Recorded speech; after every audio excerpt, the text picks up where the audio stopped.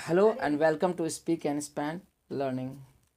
आज हम एक स्टोरी को कवर करने वाले हैं जो क्लास 10th का चैप्टर 1 है, a letter to God. Story में लेटर टू गॉड क्यों रखा गया है और ऑथर जो है, स्टोरी के ऑथर जो है, हमें क्या समझाने की कोशिश कर रहे हैं, बस इसी बातों को जानेंगे। इसकी शुरुआत लेंचो के नाम के एक किसान से होती है जो अपने मक्के के खेत को पोषण देने के लिए, पोषण का मतलब हो गया बच्चों यहाँ पे फसल को अच्छी करने के लिए, ठीक है, बारिश की बौछार की उम्मीद कर रहा था। और उसे यह भी उम्मीद था कि उनकी फसल में उन्हें जो हर साल की तरह ही भारी मुनाफा वाला होने वाला है इस साल भी, ठीक है।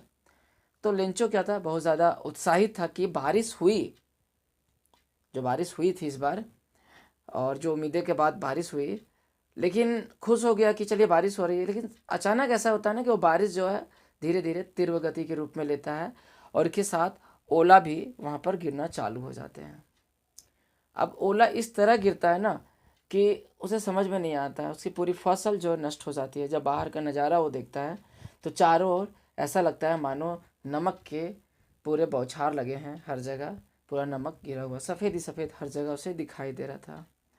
अब जो पूरी फसल नष्ट हो गई थी तो परिवार का जो अस्तित्व का जो खतरा एक पैदा उत्पन्न हो गया था उसके सामने, कि पूरे साल जो है परिवार का पालन पोषण किस तरह किया जा सके, ठीक है।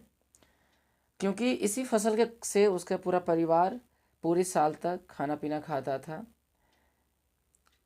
अब निराश जो परिवार था वो, उसका सिर्फ एक ही जो आशा था वो भगवान पे आशा था कि भगवान कुछ ही कर सकते हैं, क्योंकि इन्हें ईश्वर में दृढ़ विश्वास था।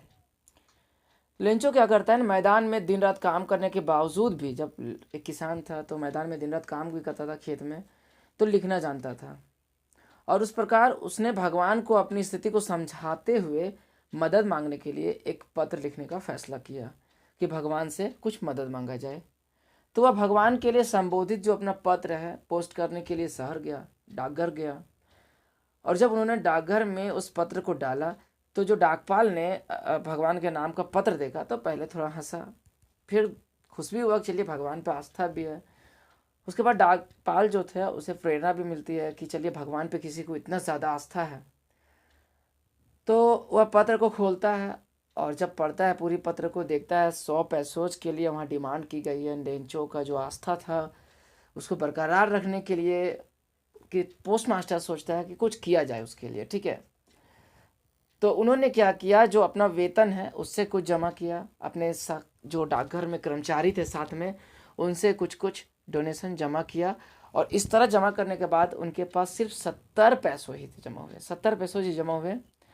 अब देखिए डिमांड तो 100 पैसों का था।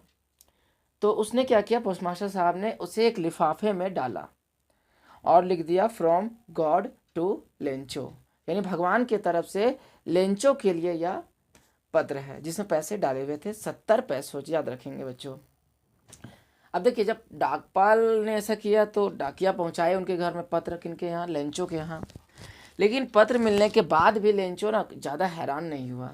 अब ऐसा इसलिए हुआ क्योंकि वह भगवान पे उसको आस्था था और उसे ऐसा उम्मीद भी था कि भगवान वो मदद करेंगे।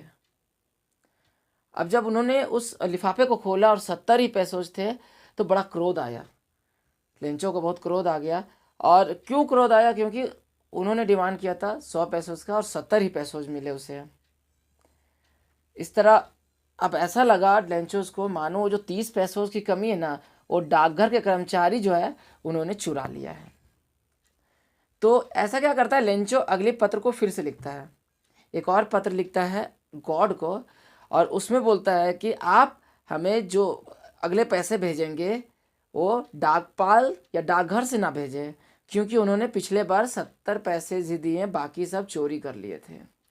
तो कुछ इस तरह का उनका जो आस्था था भगवान पे, जो अटूट विश्वास रखते हैं भगवान पे, वो था। तो बच्चों ये चैप्टर था Lencho to a letter to God का एक्सप्लेनेशन था। मिलते हैं नेक्स्ट वीडियो में नेक्स्ट चैप्टर के साथ। चैनल को सब्सक्राइब कीजिए और वीडियो को लाइक कीजिए। Bye bye and take care.